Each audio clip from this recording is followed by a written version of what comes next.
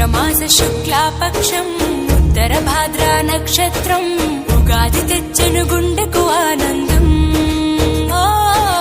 ఆయని గురుతులు అయ్యను మన సొంతం